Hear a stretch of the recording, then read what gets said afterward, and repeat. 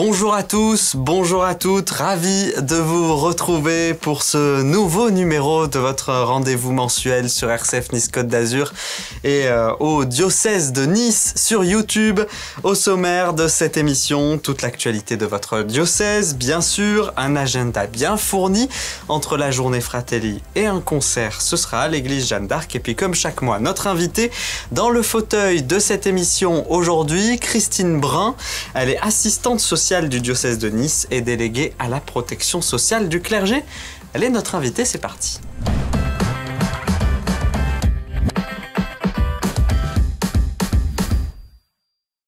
Dans l'actualité du diocèse ce mois-ci, revenons tout d'abord sur l'hommage à Nadine, Simone et Vincent. C'était samedi 29 octobre dernier.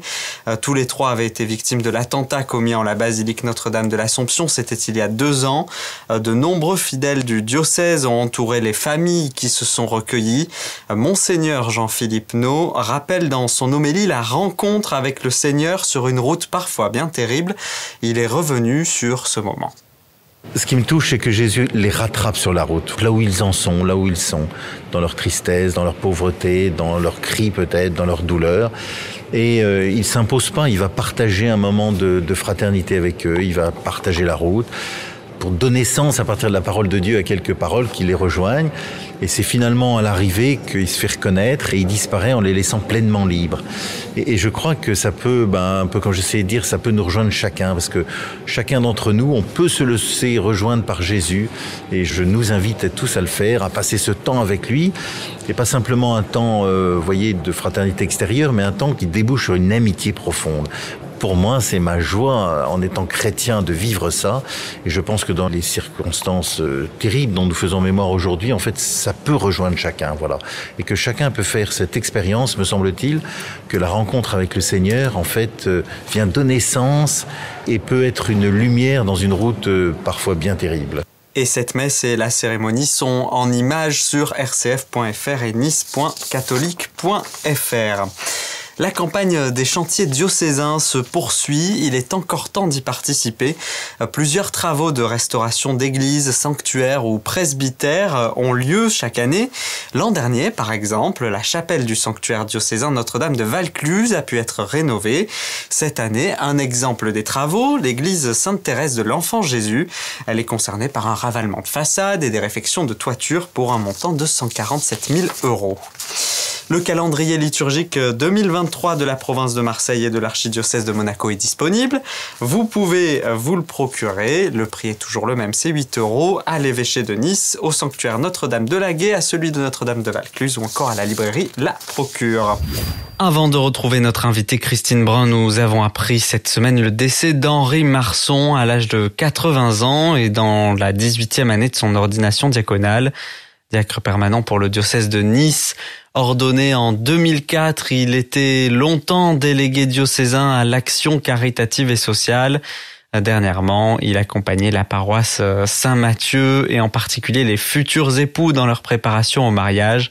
C'est dans ce cadre qu'il partageait devant notre caméra ce qui le rendait heureux dans sa vocation. Partager un moment de vie avec les personnes qui viennent se présenter à l'accueil ou en paroisse pour demander un sacrement, pour demander une intention de messe, c'est vraiment ce moment-là, partager un moment de vie avec ces personnes, écouter pour pouvoir après témoigner de la joie qui m'habite d'être aimé et de croire, et de savoir que je suis aimé pour aimer. Et j'essaie de faire passer cette joie qui m'invite dans cette rencontre. Les obsèques d'Henri Marson seront célébrées ce samedi 12 novembre à 10h en l'église de la Sainte Famille à Cagnes-sur-Mer. À son épouse Marianne et à sa famille, nous présentons nos condoléances.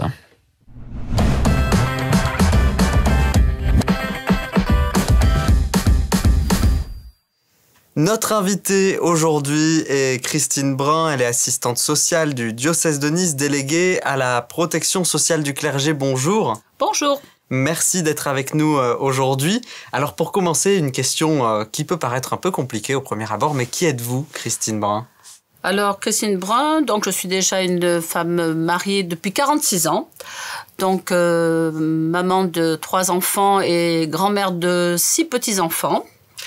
Je suis assistante sociale donc au diocèse de Nice depuis novembre 1998.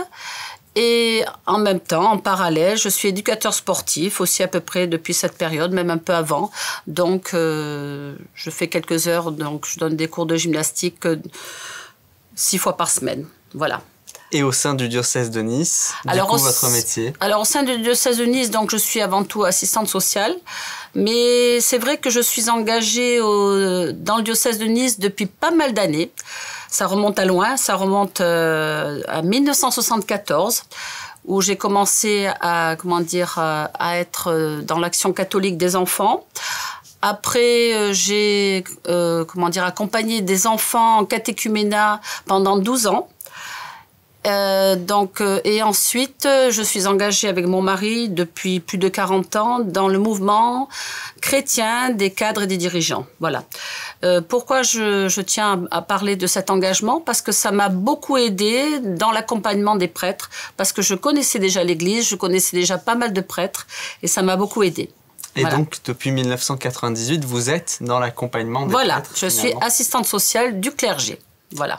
Et donc, vous êtes, j'imagine, à leur écoute au quotidien. Ils peuvent venir vers vous. Comment ça se passe? Alors, comment ça se passe? Bon, il faut se dire que le métier d'assistante sociale dans l'Église, auprès du clergé, c'est quand même un métier qui est assez atypique. Parce que encore pas plus tard que hier, une personne me demandait, mais ça existe ces assistantes sociales pour des prêtres, ils en ont vraiment besoin? Voilà. Et c'est sûr que donc ma réponse c'est toujours la même. Les prêtres, ce sont des hommes avant tout. Ils ont chacun un passé, une histoire. Et il est évident que je les considère comme hommes avant tout, avant d'être prêtre. Alors mon travail d'assistante sociale auprès du clergé, je peux le définir avec plusieurs verbes, plusieurs qualificatifs. Donc déjà la première chose à faire, c'est savoir écouter, il est évident, c'est savoir accompagner, c'est savoir créer essentiellement un climat de confiance. Ça, je crois que c'est très très important, d'organiser, de coordonner, de mettre en place des choses. C'est aussi tout simplement de les suivre, même jusqu'au bout de la vie, parce que c'est vrai que les prêtres aînés, je les ai suivis, je les suis encore, ceux qui sont encore là, jusqu'au bout. Voilà. C'est quoi justement la spécificité de suivre le parcours justement des prêtres en tant qu'assistante sociale? Alors, la spécificité, je pense que ça vient du fait que déjà, on a affaire, disons, à un milieu donc particulier, ce sont des hommes d'église, donc je pense que ça, il faut vraiment tenir compte de ça et savoir bien le respecter. On a affaire à des hommes célibataires. Mais aussi, on a aussi affaire à des personnes qui n'ont pas du tout les mêmes problèmes que l'on rencontre ailleurs. À savoir que un prêtre, déjà, il a un logement assuré, il a un traitement. Donc toute cette problématique que l'on rencontre généralement dans le social, on ne la rencontre pas dans l'Église. Donc, mais par contre, ça sera plutôt une attention à la personne, une attention à la santé, une attention à beaucoup de choses qui sont autres que tout ce qui est problème matériel. Voilà. La solitude, par exemple. Évidemment, la solitude qui peut être vraiment vécue de par leur célibat, il est évident. Bon, après, c'est vrai que beaucoup sont entourés ils peuvent avoir encore leur famille, certains, un cercle d'amis, mais en général, un prêtre qui arrive le soir chez lui, 3/4 du temps, il arrive seul, donc il doit se faire à manger, il doit régler ses problèmes tout seul, voilà. Et c'est vrai qu'on a vraiment des problèmes de solitude que l'on a rencontrés bien souvent, et c'est pour ça qu'on a beaucoup travaillé sur ce problème de la solitude. Voilà. Il y a aussi, j'imagine, les problèmes aussi parfois de surcharge mentale. On n'y pense pas forcément assez, mais tout à fait. Les prêtres sont de moins en moins nombreux et ont de plus en plus de paroisses aussi en gestion. Tout à fait, parce que c'est vrai qu'il y a une surcharge mentale et une surcharge, dans leur emploi du temps. Tout simplement, beaucoup ont du mal à gérer donc leur temps. Beaucoup ne savent pas dire non Alors, on peut rencontrer deux catégories. Il y a celui qui ne saura jamais dire non. Il y a une espèce de, moi j'appelle ça de boulimie, de toujours accepter tout, de faire, jusqu'à l'épuisement. C'est pour ça qu'on peut rencontrer de temps en temps des situations de style de burn-out, de dépression. Et après, il y en a d'autres qui savent plus gérer leur temps, qui savent prendre déjà leur lundi, par exemple, parce que c'est vrai que le jour de congé des prêtres, c'est le lundi qui est conseillé, et donc qui arrivent à s'aérer, à aller voir de la famille, donc à rencontrer des amis. Donc c'est vrai que c'est très important, c'est très très important. C'est sur ce genre de situation que vous êtes justement essentiel. Voilà. Puisque vous pouvez le détecter. Tout à fait. En parlant, j'imagine, en les rencontrant. Alors, on peut le détecter de différentes façons. Déjà, il faut pas oublier de dire que moi, je ne travaille quand même pas toute seule. Il y a des équipes avec. Il y a des équipes, mais c'est surtout que je suis surtout à l'écoute des gens, des personnes qui entourent les prêtres. Et c'est vrai que bien souvent, je reçois un coup de fil me disant, écoute, tu devrais aller voir un tel. Il est fatigué. Il ne sait pas se reposer, il faudrait peut-être aller le voir, il se nourrit mal, et voilà. Donc, je pense qu'il faut être très, très à l'écoute déjà de l'entourage du prêtre. Ça, c'est très important. Après, des fois, ça peut être au niveau de la hiérarchie. Donc le vicaire général qui me dira tout simplement allez voir un tel parce que il est pas bien en ce moment. Voilà, c'est vrai qu'il faut vraiment compter sur ça et ne pas hésiter quand on nous signale une personne et je le dis toujours aux gens qui sont autour des prêtres, n'hésitez pas à alerter quand vous sentez que votre curé, votre prêtre est fatigué, n'hésitez pas à alerter. Voilà. Parfois ils ne savent pas forcément que vous êtes là. C'est vrai. Et que votre service existe. Comment justement le mettre en avant ? Alors, comment le mettre en avant ? Ce que l'on a organisé, disons qu'avec la délégation à la protection sociale du Clergé, donc je parlerai un peu plus tard, nous avons souvent organisé, il y en a eu à peu près 7 depuis que je suis là, nous avons organisé des journées de santé. Journées santé, c'est-à-dire des journées de prévention, justement, où on abordait plusieurs thèmes,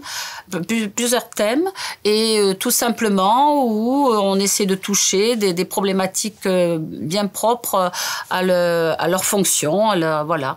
Donc déjà là, on travaille beaucoup sur la prévention déjà, voilà. Alors on va y venir justement, mais avant, donc là on a parlé beaucoup de l'écoute. J'imagine que il n'y a pas que de l'écoute dans votre métier au quotidien. J'imagine qu'il y a aussi un côté de suivi. Oui. Donc il est évident que je pense qu'il faut vraiment faire la différence des suivis parce que pendant très longtemps, je me suis essentiellement occupée justement de prêtres aînés parce que quand je suis arrivée au diocèse, il y avait pratiquement autour de 300 prêtres. Donc ils étaient beaucoup plus nombreux. Il y avait beaucoup de prêtres aînés et bien longtemps d'ailleurs, les prêtres ont cru que la l'assistance sociale était au service des prêtres aînés et pas des autres. D'ailleurs, ça m'amuse beaucoup parce que quand je rencontre des plus jeunes, quand ils me voient, ils me disent « Oh là là, moi, j'en ai pas besoin de l'assistance sociale, c'est pas pour moi. » Voilà, c'est toujours très amusant. Voilà. Et je leur dis « Non, c'est l'assistance sociale est vraiment au service de tous les prêtres. » Voilà. Et tout le travail qui a été fait auprès des prêtres aînés était essentiellement, en fait, un travail d'accompagnement. D'accompagnement parce que il y a une chose que j'avais vraiment ressenti dès le départ, c'est que la plupart, ils me disent encore, surtout, je veux rester chez moi le plus longtemps possible. Voilà. Ça, c'était vraiment c'est le souhait de tous les prêtres et de tout individu, je crois. Hein. C'est pas simplement les prêtres. Hein. Donc, moi, il fallait que je mette tout en place pour qu'ils puissent rester chez eux. Voilà. Et à l'époque, c'est vrai que quand j'ai commencé dans les années 2000, c'est à ce moment-là que les associations de soutien à domicile ont commencé à se développer. Et moi, j'ai beaucoup travaillé, je tiens à le dire ici aujourd'hui, avec l'association Club Azur Service, parce que c'est une association avec qui, comment dire, nous avions les mêmes objectifs, c'est-à-dire le respect de la personne. Voilà. Et c'est vrai que donc dans ce travail avec l'association de soutien à domicile, tout simplement, on met en place une aide ménagère ou une auxiliaire de vie pour aider le prêtre à rester chez lui le plus longtemps possible. Après, il est évident qu'il y a aussi toute une aide médicale quand ils en ont plus besoin, il y a des kinés, enfin, il y a beaucoup de choses. Mais il est vrai qu'on peut rester le plus longtemps possible chez soi. Voilà. Et ça, c'est important pour les prêtres aînés. Christine Brun est avec nous aujourd'hui dans cette émission. Vous êtes arrivée en 1998. Oui. On vous propose d'écouter un message de Monseigneur Bonfils à présent. Écoutez et on réagit juste après. Ouais. Les prêtres fatigués, les prêtres malades, les prêtres âgés, ce sont des personnes qui ont donné leur vie à l'Église, hein, et qui méritent qu'on prenne soin d'elles, hein, quand elles arrivent à un certain âge ou qu'elles sont malades.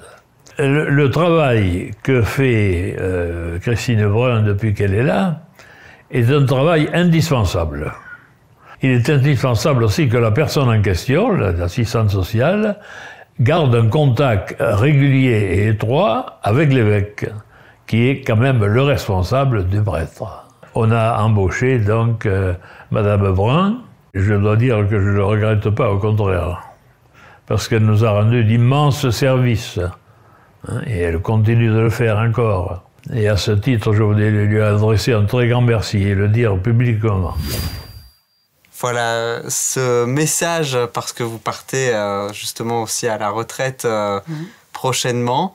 Il ne regrette pas, bien au contraire, de vous avoir recruté en 1998. Que lui dire là, aujourd'hui, après justement toutes ces années? Personnellement, à Monseigneur Bonfils, déjà je lui dis un très grand merci, parce que c'est vrai que Monseigneur Bonfils et les évêques successifs, hein, et les vicaires généraux aussi, m'ont fait confiance. Et je crois que c'est très important dans ce genre de situation de faire confiance à l'assistante sociale, pour la bonne raison que nous rencontrons les prêtres individuellement, hein. Donc nous avons quand même une grande proximité auprès des prêtres. Nous les connaissons, je dis pas parfaitement, loin de là, mais c'est vrai que nous connaissons beaucoup de choses que peut-être eux-mêmes évêques ne connaissent pas toujours. Parce que, donc, je n'en ai pas trop parlé, mais je crois qu'il est très important d'insister sur ce fameux, secret professionnel. Hein, parce qu'il est évident que nous, assistantes sociales, nous sommes soumis au secret professionnel. Mais j'ai quand même rencontré une difficulté, c'est que il y a des moments où le secret professionnel, il doit être partagé. Hein, pour aider la personne dans des situations très difficiles. Alors ça a toujours été un peu pour moi un casse-tête, parce que je me disais, qu'est-ce que tu dois dire, qu'est-ce que tu ne dois pas dire, jusqu'où, voilà. Et ça, je crois que c'est le problème des assistantes sociales, mais on se débrouille toujours, voilà. Christine Brun, à côté, vous avez la délégation à la protection sociale du clergé. Oui. Il y a des bénévoles qui travaillent avec vous. Il y a des journées aussi qui ont été organisées. Pareil, est-ce que vous pouvez nous présenter cette délégation avec ces personnes qui sont présentes à l'intérieur et qui œuvrent tout au long de l'année bénévolement? Alors, déjà, il faut différencier, parce qu'il y a la délégation, qui est la DLPS, c'est la délégation à la protection sociale du clergé. C'est justement, dès le départ, donc Monseigneur Bonfils qui avait souhaité, dans notre diocèse, qu'il y ait une délégation, hein, pas simplement une assistante sociale qui travaille toute seule, mais qui est toute une délégation qui accompagne. Donc cette délégation, donc au départ, était constituée donc d'un délégué, donc qui était médecin diacre, d'une assistante sociale et de la secrétaire de section, donc de la mutuelle Saint-Martin, et une bénévole, voilà. Et puis progressivement, cette délégation s'est enrichie d'autres personnes, voilà. Elle a évolué, elle a changé.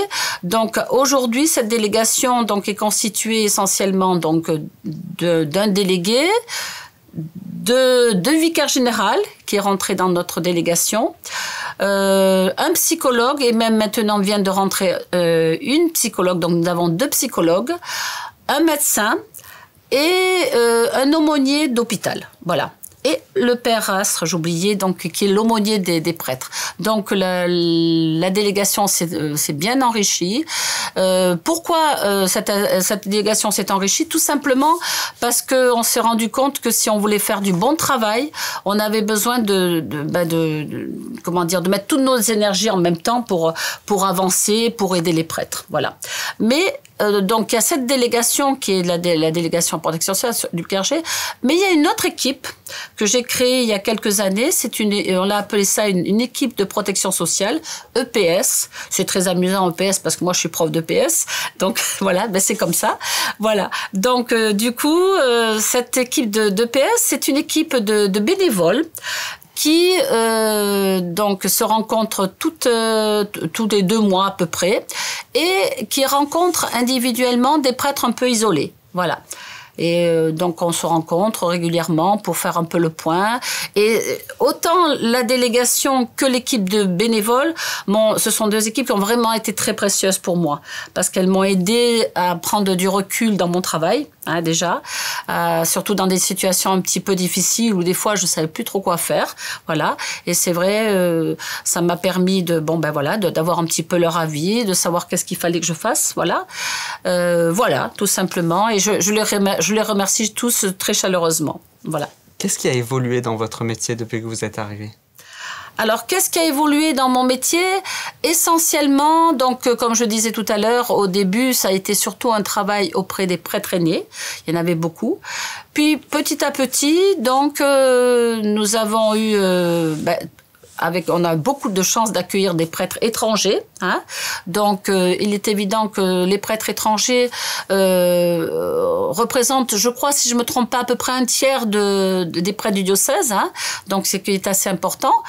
Et il fallait absolument aussi déjà les accueillir, tenir compte de leurs cultures différentes, de les respecter et essayer de créer des liens, de créer des liens entre nos prêtres diocésains et ces prêtres venus d'ailleurs. Voilà.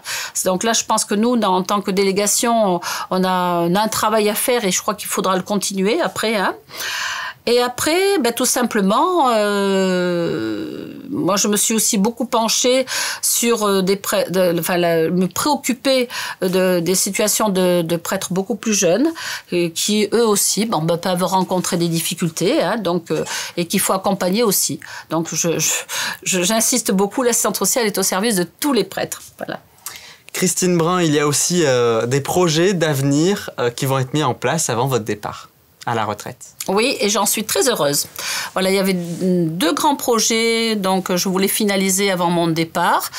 Donc, un des projets aussi dont on avait parlé déjà avec Monseigneur Bonfils, mais malheureusement, ça n'avait pas pu se réaliser, c'était de créer un lieu, justement, au centre de la ville de Nice, un lieu d'accueil, un endroit où les prêtres aînés pouvaient se retrouver pour partager, pour célébrer ensemble, pour partager un repas, tout simplement se rencontrer. Donc, il est en train de se créer. Hein. Donc, je pense qu'à partir de janvier, certainement, ils pourront se retrouver.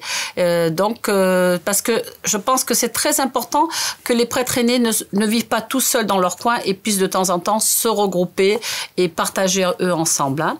Et donc, le deuxième projet que j'avais vraiment à cœur, c'est la réalisation d'un livret santé pour les prêtres. Hein. Pourquoi un livret santé pour les prêtres? C'est un genre de fascicule où ils trouveront un petit peu des réponses à leurs questions. Donc, je tiens à dire déjà que ce livret santé qui s'intitulera Prendre soin de soi pour un meilleur service.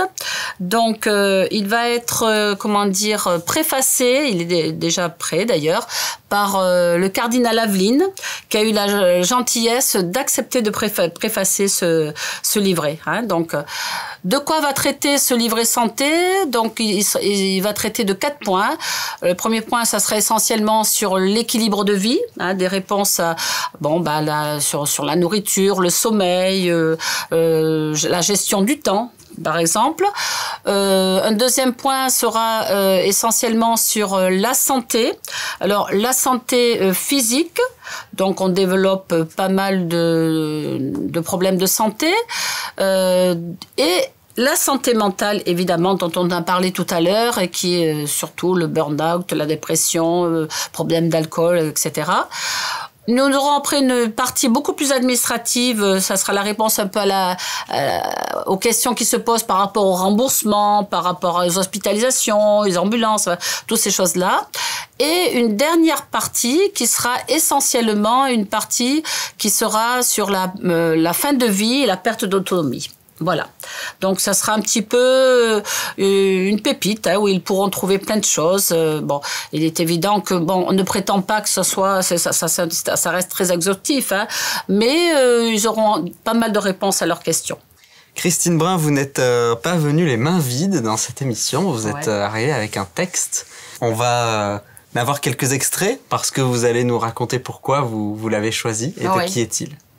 Alors, j'ai choisi ce texte, c'était un dominicain qui était à l'âge de la retraite, qui l'a tout simplement écrit, parce que déjà, ça me concerne moi, puisque je vais partir à la retraite, et donc j'ai des souhaits, hein, donc partant à la retraite, et ça peut concerner, beaucoup de prêtres peuvent se sentir concernés, des prêtres plus âgés, donc il m'a plu, je le trouve sympathique, donc voilà. Alors, ce texte, disons que déjà, Seigneur, ne permettez pas que je devienne un de ces vieux grognons, toujours en train de gémir, de rouspéter, de dénigrer, attristant pour eux-mêmes, insupportable pour les autres. Voilà. Gardez-moi le sourire et le rire. Garde-moi le sens de l'humour. Moi, je pense que c'est important de garder l'humour qui remet les choses et les gens et moi-même à leur place. Ça, c'est très important, je crois. Hein. Donc, ne permettez pas que je devienne un homme du passé, parlant toujours du bon vieux temps, comme on rencontre souvent. Moi, souvent, dans les prêtres, c'était, ah oui, de mon temps, c'était comme ça, de mon temps, voilà. C'était, mais maintenant, les jeunes, c'est pas du tout pareil. Non, on n'est pas dans le temps du passé. Je pense que c'est important de voir l'avenir, de voir les jeunes. Hein. Faites de moi, Seigneur, un vieillard qui n'oublie pas sa jeunesse et que rajeunisse la jeunesse des autres. Voilà. Seigneur, qui avait fixé les saisons de l'année et celles de la vie, faites que je sois tout simplement un homme de toutes les saisons. Je ne vous vante pas le bonheur, mais simplement que mon arrière-saison soit belle et porte témoignage à votre beauté. Et c'est un texte qui a été écrit par donc un dominicain qui a vécu entre 1903 et 2012, qui s'appelle Joseph Folliette, cofondateur de l'Ordre des Compagnons de Saint-François. Voilà, il m'a beaucoup inspiré et je trouve pour un départ à la retraite, c'est un souhait pour moi-même aussi. Merci Christine Brun d'avoir accepté notre invitation. Voilà. Tout de suite, on passe à l'agenda de ce JVD.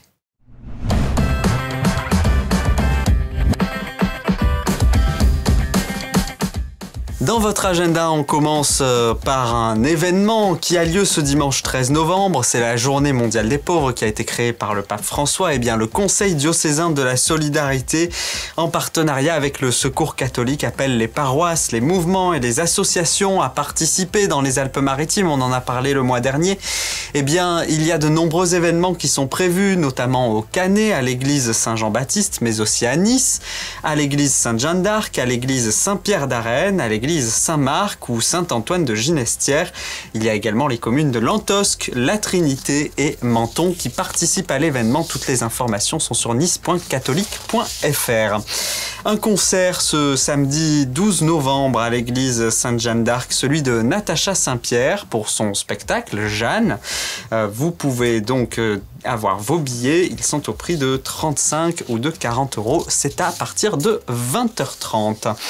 Les JMJ diocésaines, ça se passe au sanctuaire de la Garoupe, c'est à Antibes. Si vous envisagez d'aller au JMJ, eh bien, vous pouvez venir puisqu'il y a un top départ à partir de 12h30 pour finalement découvrir ce que sont les JMJ, découvrir ce que sont ces temps de partage puisque des témoignages de jeunes sont prévus tout au long de cette journée jusqu'à 18h30 puisque eux-mêmes avaient déjà participé au JMJ. Il y aura également un temps de connaissance de ce que sont les JMJ et puis bien sûr la journée se terminera avec une messe. Et puis cette fois-ci, ça c'est à la fin du mois de novembre, le 26 et le 27, vous avez rendez-vous à Grasse avec la paroisse Saint-Honorat qui organise le premier salon des produits monastiques pour découvrir notamment tout ce qui se fait de mieux en France à l'approche des fêtes de Noël dans les différents lieux monastiques. Il y aura notamment du chocolat, du vin, de la bière. Tout ceci est prévu à partir donc du 26 au 27 novembre. Restauration et buvette sur place. Voilà pour cet agenda. On se retrouve bien sûr le mois prochain. Merci à José Garcia derrière la caméra, à la technique. Et bien sûr, cette émission est disponible en podcast sur rcf.fr et vous pouvez la revoir à n'importe quel moment sur le YouTube du diocèse de Nice.